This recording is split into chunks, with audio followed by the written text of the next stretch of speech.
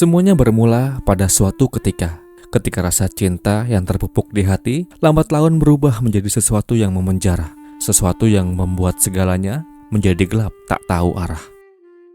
Hal itu pernah dialami oleh pemuda ini. Budak cinta atau bucin kayaknya gak akan pantas apabila label itu kita sematkan kepadanya. Cinta yang katanya tulus, yang pernah ia sering sharing di akun media sosialnya, atau pernah ia tunjukkan di hadapan wajah umum, berbanding terbalik dengan apa yang pernah ia lakukan kepada pacarnya yang telah menemaninya 7 tahun lamanya. Suryanto tega menghilangkan nyawa Sonia Priska Pratiwi, pacarnya, 29 April 2017 yang lalu. Alasannya cuma karena hubungan pacaran mereka gak dapat restu dari orang tua Sonia. Lalu apa yang sebetulnya terjadi? Dan bagaimana kisah ini selengkapnya? Jadi begini. Suryanto, orang-orang yang kenal dengan mahasiswa Universitas PGRI Palembang, jurusan Teknik Elektro semester 10 ini biasa memanggilnya dengan sebutan Yanto atau Kimpul. Kimpul adalah pemuda yang di tahun 2017 umurnya masih 24 tahun. Masih muda dan masih panjang banget perjalanan kisah hidupnya. Ia merupakan warga yang tinggal di Jalan Sukawinatan, Lorong Tuturi Handayani, Sukarame, Palembang. Kimpul adalah putra dari pasangan Bapak Jumeno dan istri. Teman-teman sepergaulan dan atau siapapun yang mengenal Kimpul mengenalnya sebagai pribadi yang mudah bergaul dengan siapapun. Kimpul supel, asik, dan mudah beradaptasi dengan lingkungan di mana ia tinggal, termasuk lingkungan kampusnya. Namun di balik supelnya Kimpul dan asiknya dia, Kimpul menyimpan sifat yang menjadi sebuah penghalang baginya untuk bisa secara lancar jaya menjalani hubungan pacaran dengan seorang yang mengisi harinya di 7 tahun hidupnya ke belakang. Disebutkan dalam artikel yang saya kulik, Kimpul menjalin hubungan pacaran dengan Sonia Priska Pratiwi sejak Kimpul masih duduk di bangku SMA atau kurang lebih di tahun 2010. Dalam menjalani hubungan itu, Kimpul muncul sebagai sosok pencemburu, posesif, dan kasar. Entah apa yang mendasari Kimpul memiliki sifat demikian. Padahal di awal-awal mereka jadian, Kimpul adalah orang yang sungguh bisa menjadi segala harapan yang Sonia ingini pada saat itu. Ia baik, pengertian, tidak kasar, romantis, dan lain sebagainya. Hubungan yang terjalin di awal-awal mereka jadian dikatakan persis seperti hubungan-hubungan cinta monyet. Mereka bertemu, jalan bareng, nonton bioskop, dan lain-lain. Namun, ya namanya juga cinta monyet. Hubungan yang dijalani oleh Kimpul dan Sonia persis seperti apa yang hewan itu lakukan, yaitu menggantung. Disebutkan hubungan Kimpul dan Sonia seringkali putus dan nyambung. Semuanya menggantung, tak jelas arahnya. Namun beruntungnya Sonia, si anak sulung ini, punya sifat yang terbuka kepada orang tuanya, terutama kepada sang ibu. Sonia sering banget menceritakan bagaimana Kimpul yang adalah pacarnya kadang berlaku posesif, pencemburu, dan kasar. Orang tua Sonia yang mendengar hal itu tentu gak suka. Mereka kontra akan hal itu, sebab mereka membesarkan Sonia dengan rasa sayang. Tak pernah sedikit pun mereka berlaku kasar kepada Sonia. Sedikit tentang Sonia. Ia adalah gadis ramah nan periang yang merupakan anak sulung dari kedua orang tuanya. Di tahun 2017, Sonia berusia 19 tahun. Sonia tercatat sebagai mahasiswa di kampus Bina Dharma Palembang. Ia mengambil Fakultas Sistem Informatika di semester 2. Seperti reputasi yang Sonia buat di lingkungan rumahnya, di lingkungan kampus baik teman-teman sesama mahasiswa, dosen-dosen, bahkan dekan fakultas mengenal Sonia sebagai orang yang tak sama sekali punya masalah apapun. Ia cukup bisa mengikuti setiap mata kuliah yang ia ambil. Seiring waktu yang berjalan, hubungan Sonia dan Kimpul yang mengalami pasang surut itu tampaknya telah berada di ujung tanduk. Orang tua Sonia yang tahu bagaimana sifat Kimpul yang kasar tentu tidak merestui hubungan putrinya kala itu. Meski tak mendapatkan restu dari orang tuanya, hubungan putus nyambung itu terpaksa Sonia lakukan secara diam-diam. Mungkin sulit untuk bisa sepenuhnya terlepas dari bayang-bayang kekasih yang telah menemani perjalanan cintanya 7 tahun lamanya. Sonia butuh waktu untuk bisa melepaskan pacar toksiknya itu. Ia juga butuh waktu untuk seenggaknya mencari pengalihan dari bebannya saat itu. 6 bulan terakhir dikatakan Sonia mulai menjaga jarak. Ia menjadi sosok yang paling susah untuk ditemukan oleh Kimpul. Bahkan pesan singkat yang dulunya dibalas real time, belakangan 2 jam adalah balasan tercepat yang Sonia lakukan. Kimpul mulai merasa ada yang berbeda dengan pacarnya itu. Ia tak mau terus digantung tanpa kejelasan. Kimpul dan Sonia harus bertemu untuk membicarakan nasib hubungan 7 tahun yang telah mereka sama-sama jalani. Dan dari hal inilah yang kemudian membuat Kimpul harus berbuat sesuatu. Tak bisa perasaannya digantung seperti ini. I have to do something, katanya. Awan gelap yang menaungi hidup Sonia adalah bermula di hari Sabtu 28 April 2017. Seperti biasa di hari itu Sonia ada jadwal kuliah di jam 8 pagi. Dan seperti biasa di hari itu Sonia berangkat dari rumahnya jam 7 pagi dengan diantarkan oleh ayahnya menggunakan sepeda motor. Sementara itu di waktu yang sama di sisi lain yang masih terdapat di lingkungan Jalan Tuturi Handayani Sukarami, Kimpul yang paham betul jadwal kuliah Sonia sengaja menunggu melintasnya Sonia di depan jalan masuk rumahnya. Tak lama menunggu, singkatnya melintaslah Sonia yang kala itu sedang berboncengan dengan ayahnya.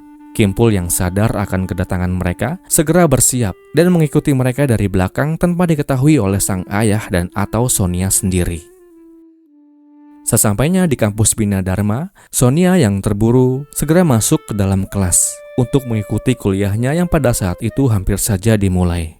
Sementara Kimpul yang juga telah sampai di kampus Sonia, memarkirkan sepeda motornya dan menunggu Sonia hingga jam kuliahnya selesai. Singkat cerita, di jam 10, Sonia telah selesai dengan perkuliahan 2 SKS yang telah ia jalani di hari itu.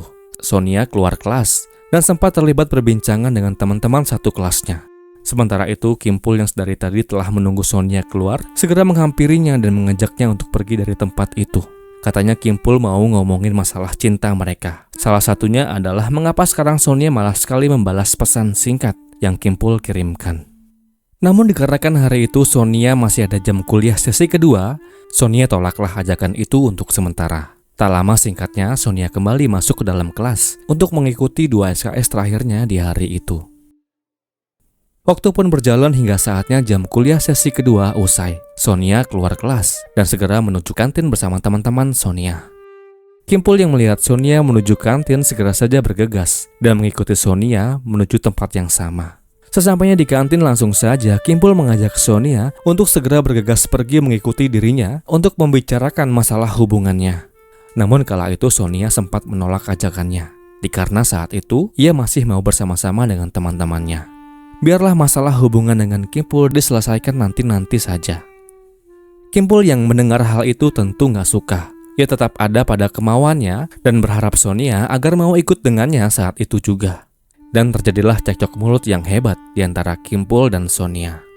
Keributan yang terjadi juga disaksikan oleh teman-teman Sonia. Bahkan security kampus dikatakan sempat melihat bagaimana Kimpul mencekik leher Sonia di tengah kisruh yang terjadi di antara mereka. Salah seorang teman sekelas Sonia yang kebetulan kenal dengan orang tua Sonia segera memberitahu kabar tentang bagaimana kondisi Sonia dan Kimpul yang terlibat keributan di kampus barusan. Singkatnya, setelah berhasil memaksa Sonia untuk pergi, melajulah sepeda motor yang Kimpul bawa ke sebuah tempat. Kala itu sesampainya di Geraha 66 Kemuning, Kimpul menghentikan laju sepeda motornya dan kembali membahas masalah cinta yang rumit itu. Di tengah-tengah pembicaraan yang mereka lakukan, Sonia sempat memberikan kabar tentang keadaannya yang lagi ribut dengan Kimpul di tengah jalan kepada sang ibu. Tak lama kemudian ponsel Kimpul pun berdering. Kala itu sang pamanlah yang menghubunginya dengan mengatakan, "Yanto, kamu di mana? Ini orang tua Sonia mencari Sonia ke rumah. Cepat pulang." Reaksi Kimpul saat mendengar hal itu tentu kaget. Namun alih-alih menjawab sesuatu yang bisa meredakan situasi, malah Kimpul berkata, "Paman, bilang kepada orang tua Sonia, saya mau menikahi Sonia hari ini juga." Sepeda motor kembali melaju ke Jalan Tuturi Handayani atau rumah Kimpul. Sesampainya di rumah, Kimpul bertemu dengan orang tua Kimpul yang terlihat panik saat itu. Dikarenakan katanya baru saja orang tua Sonia datang ke rumah. Kebetulan rumah mereka saling berdekatan dan hanya berjarak beberapa ratus meter saja. Kimpul dan Sonia yang telah sampai di rumah segera berkata kepada orang tuanya, "Saya mau nikah sama Sonia," ia katakan dengan tegas. Ibu Kimpul yang mendengar hal itu hanya bisa menjawab, "Ya nanti, sabar, tunggu masalah ini selesai dulu." Kimpul yang emosi segera menarik Sonia masuk ke dalam kamarnya. Di dalam kamar, Kimpul dan Sonia dikatakan hanya menaruh jaket dan tas mereka. Setelah menaruhnya, keduanya segera keluar kamar dan duduk di bangku ruang tamu yang pada saat itu telah menunggu kedua orang tua Kimpul. Perbincangan pun dimulai, masih tentang seputar permasalahan antara Kimpul dan Sonia. Di sela-sela perbincangan itu, Kimpul dengan diam-diam berdiri dan menuju dapur rumahnya. Di dapur ia ambil sebuah pisau yang biasa dipakai ibunya untuk memasak. Pisau itu kemudian Kimpul bawa masuk ke dalam kamarnya dan dia sembunyikan di dalam laci. Setelah itu Kimpul kembali ke ruang tamu dan melanjutkan perbincangannya. 5 menit berlalu datanglah seorang tetua masyarakat desa, Pak Marijo namanya, yang kebetulan kenal dekat dengan orang tua Sonia dan Kimpul. Maksud kedatangannya saat itu adalah ingin mengajak Sonia untuk pulang ke rumahnya. Dikarenakan ia tahu duduk permasalahan yang sedang terjadi dari orang tua Sonia. Namun saat itu Sonia berkata, "Nanti aja Pak pulangnya, 5 menit lagi ibu saya mau kesini." Dan benar saja, 5 menit kemudian, ibu Sonia datang ke rumah orang tua Kimpul bersama dengan satu orang kerabatnya. Sesampainya di depan rumah, Kimpul segera menghampiri ibu Sonia dan mengatakan bahwa ia berniat tulus untuk menikahi Sonia dengan segala cinta dan cita yang ia miliki. Dan sekaligus Kimpul minta maaf atas segala kesalahan yang pernah ia lakukan kepada putrinya dan berjanji tak akan pernah melakukan hal itu lagi kepada putrinya. Sebagai orang tua yang tahu bagaimana perjalanan kisah cinta Kimpul dan Sonia, dan bagaimana betapa Sonia merasa bahwa Kimpul adalah sosok yang sangat kasar dan posesif, tentulah permintaan izin untuk menikahi Sonia ditolak oleh sang ibu. Ibunya hanya ingin yang terbaik bagi putrinya. Ia tak mau ke depannya nanti Sonia menderita akibat perlakuan-perlakuan yang kasar yang Kimpul lakukan. Mendengar jawaban itu, reaksi Kimpul tentu membuat semua orang yang ada di teras rumahnya terkaget-kaget saat Kimpul dengan paksa kembali menarik tangan kanan Sonia dan membawanya masuk ke dalam kamar. Pintu kamar ditutup dan Kimpul kunci. Orang-orang tua termasuk ibunda Sonia yang ada di sana saat itu tentu terkejut dibuatnya. Dikarenakan untuk apa Kimpul menyeret-nyeret Sonia dengan begitu kuatnya masuk ke dalam kamar. Mereka yang panik segera mengejar Kimpul dan Sonia ke dalam kamar. Namun sial, pintunya terkunci. Mereka sempat mencoba memujuk Kimpul untuk membuka pintu yang terkunci itu. Segala bujuk dan rayu pun sudah mereka katakan. Namun tetap usahanya tak berbuah manis. Hingga keadaan tiba-tiba menjadi semakin menakutkan. Ketika dari luar mereka mendengar suara teriakan minta tolong yang berasal dari dalam kamar. Teriakan hebat itu mereka yakini adalah datang dari Sonia yang seperti kesakitan. Dikarenakan tak tahan mendengarkan rintihan kesakitan dari dalam kamar, segeralah pintu kamar Kimpul didobrak atau dibuka dengan paksa. Dan betapa kaget semuanya ketika mereka melihat sebuah pemandangan yang sungguh menyakitkan. Tubuh Sonia rebah ke lantai. Kimpul yang masih memegangi pisau dapur masih saja menendang tubuh Sonia yang sudah terkapar di lantai. Noda merah tentu memanjir. Histeris dan wajah penuh ketakutan tergambar jelas di wajah orang-orang yang melihatnya pada saat itu. Terutama ibunda Sonia yang hanya bisa menangis sambil memeluk tubuh Sonia. Kimpul yang panik segera melarikan diri. Lalu apa yang sebetulnya terjadi dengan Sonia? Mengapa ia berakhir menyedihkan seperti itu? Jadi begini. Setelah berhasil melampiaskan kemurkaannya kepada pacarnya, Kimpul segera mengambil langkah 1000 untuk bersembunyi dari kejaran warga dan polisi. Tubuh Sonia yang tak berdaya itu segera dilarikan ke rumah sakit untuk mendapatkan pertolongan. Warga sekitar yang tersadar akan keributan yang terjadi turut pula membantu proses evakuasi, hingga akhirnya ia berhasil dibawa ke rumah sakit. Namun sayang, usaha tim medis untuk menyelamatkan gadis 19 tahun itu tak berbuah manis. Sonia dipanggil Tuhan yang Maha Kuasa akibat luka-luka yang ia derita. Saya ucapkan duka yang mendalam. Pihak keluarga segera melaporkan kejadian itu kepada pihak yang berwajib. Petugas yang menerima laporannya segera melakukan olah TKP dan tentu melakukan pengejaran terhadap Kimpul. Yang kemudian singkatnya ia berhasil diamankan di rumah kerabatnya. Tak lama setelah tragedi itu terjadi.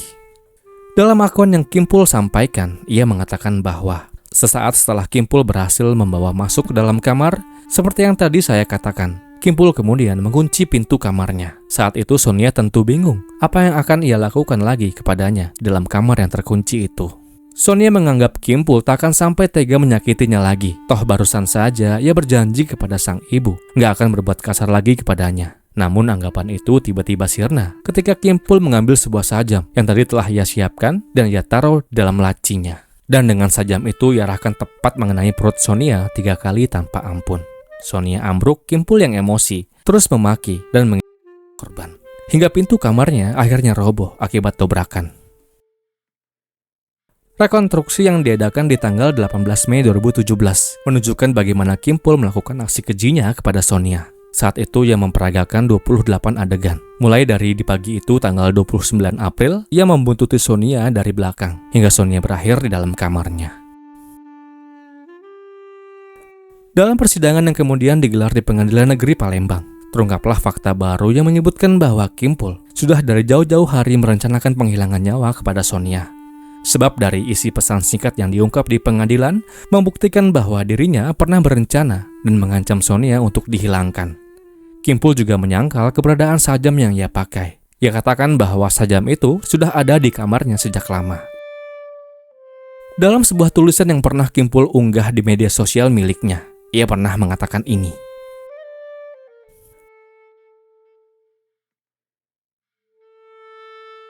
Sebuah ungkapan yang menggambarkan betapa Kimpul punya rasa cinta yang begitu dalam kepada Sonia. Bahkan saking sayangnya, Kimpul sampai-sampai gak rela membiarkan Sonia bahagia tanpa dirinya. Posesif. Dengan atas segala pertimbangan yang ada, Majelis Hakim Pengadilan Negeri Palembang kemudian menjatuhkan hukuman vonis mati bagi Suryanto alias Kimpul. Demikianlah kisah ini. Maaf, ada lagi. Sebentar. Dalam upaya banding yang dilakukan oleh penasehat hukum terdakwa, akhirnya melahirkan vonis baru bagi Kimpul. Vonis yang awalnya mati berubah menjadi vonis penjara seumur hidup. Nah, ini dia. Demikianlah kisah ini. Semoga akan selalu ada pelajaran yang kita bisa ambil dari kisah ini. Dan kisah ini pun berakhir.